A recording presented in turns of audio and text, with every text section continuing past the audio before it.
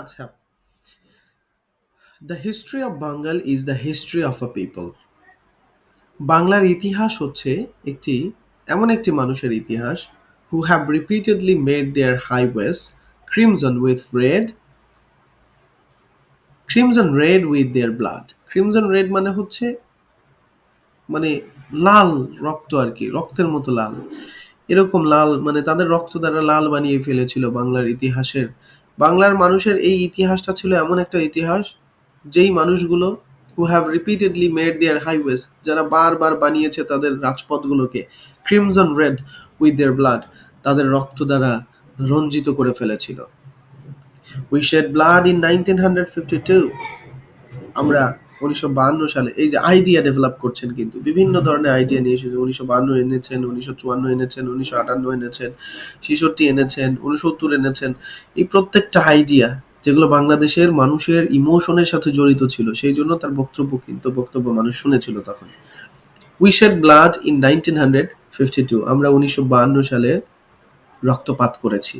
Even though, এমনকি যদিও, we were the ভিক্টরস, আমরা বিজেতা ছিলাম ইন দ্য ইলেকশনস অফ 1954, 1954 সালের যে ইলেকশন ছিল সেই ইলেকশনে যেহেতু আমরা বিজেতা ছিলাম, উই কুড নট ফর্ম, আমরা তারপরেও গঠন করতে পারিনি। ফর্ম মানে গঠন করা। এ গভর্নমেন্ট দেন, তখন আমরা একটা সরকার গঠন করতে পারি নাই। ইন 1958, 1958 সালে আইয়ুব খান ডিক্লার্ড মার্শাল ল। আইয়ুব খান মার্শাল ল কিন্তু জারি করলেন, ঘোষণা করলেন। মার্শাল ল মানে হচ্ছে এমন একটা ল যেখানে পুলিশ বাদ দিয়ে আর্মি শাসন থাকবে আর কি। টু এনস্লেভ আস, আমাদেরকে দাস করে রাখার জন্য। এনস্লেভ মানে দাস করে রাখা। ফর দ্য নেক্সট 10 ইয়ার্স, মানে আগামী 10 বছরের জন্য, 1958 থেকে 1968 সাল পর্যন্ত একটা মানে মার্শাল ল জারি করে রাখলো আর কি 10 বছরের জন্য। ইন 1966, 1966 সালে, when we launched, যখন আমরা তুলে ধরলাম the 6 point movement, 6 দফা আন্দোলনকে, our boys were shot dead, আমাদের ছেলেদেরকে গুলি করে হত্যা করা হলো।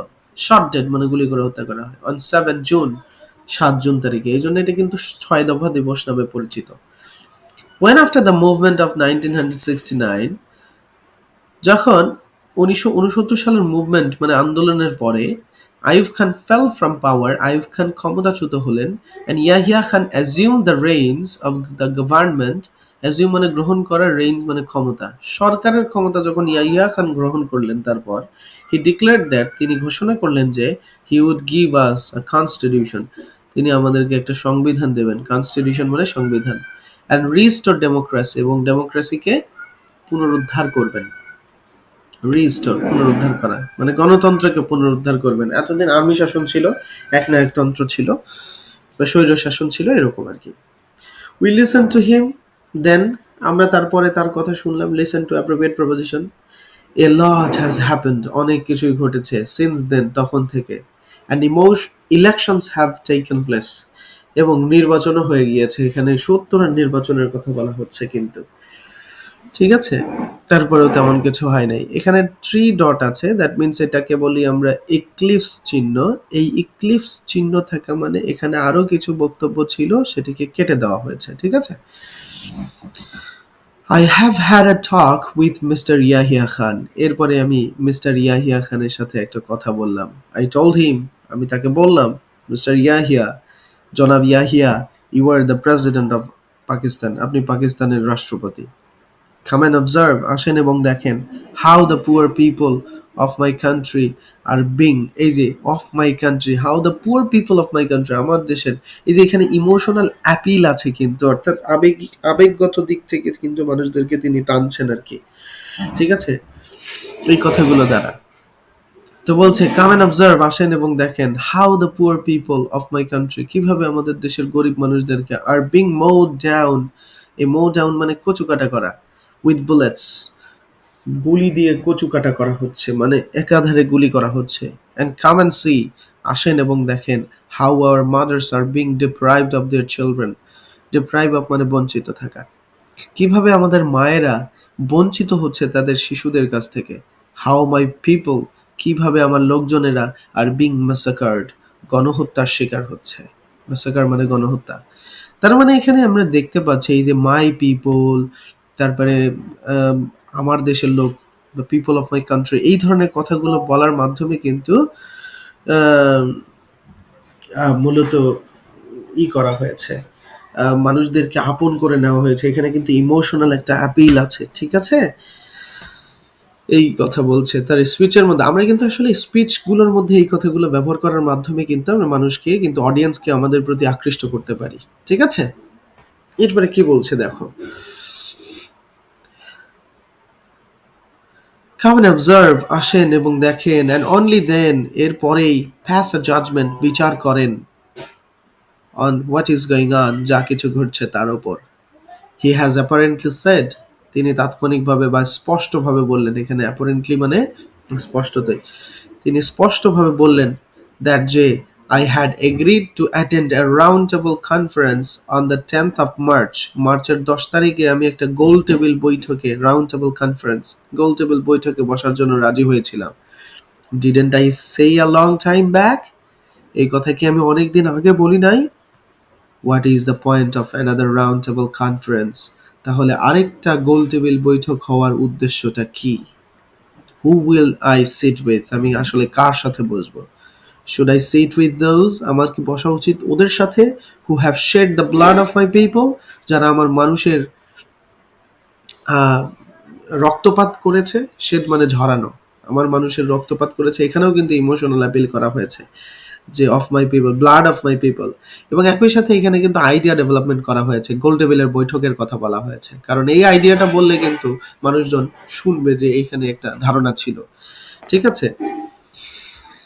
He has suddenly dissolved, dissolve মানে মানে নষ্ট করে দেওয়া, অর্থাৎ বাতিল করে দেওয়া। তিনি হঠাৎ করে বাতিল করে দিলেন দ্য অ্যাসেম্বলি। অ্যাসেম্বলি মানে আমরা জানি আহ, আমাদের যে সেশন আছে, অর্থাৎ হচ্ছে কি বলবো, সংবিধান রচনা করা হয় যেই জায়গাতে, অর্থাৎ সংসদ ভবনের, ঠিক আছে? এই অ্যাসেম্বলি সেশনটা তিনি বন্ধ করে দিলেন হঠাৎ করে, without carrying out any discussions, কোনো ধরনের আলোচনা ছাড়াই, উইথ মি, আমার সাথে। ওকে, সরি, আমার বন্ধু আসলে এসএমএস দিচ্ছে। ও আমার কাছে 500 টাকা নিয়েছিল, সে আমাকে সেই টাকাটা দেওয়ার জন্য আমাকে এসএমএস করছে হোয়াটসঅ্যাপে, সেটির মেসেজ আসছে আর কি।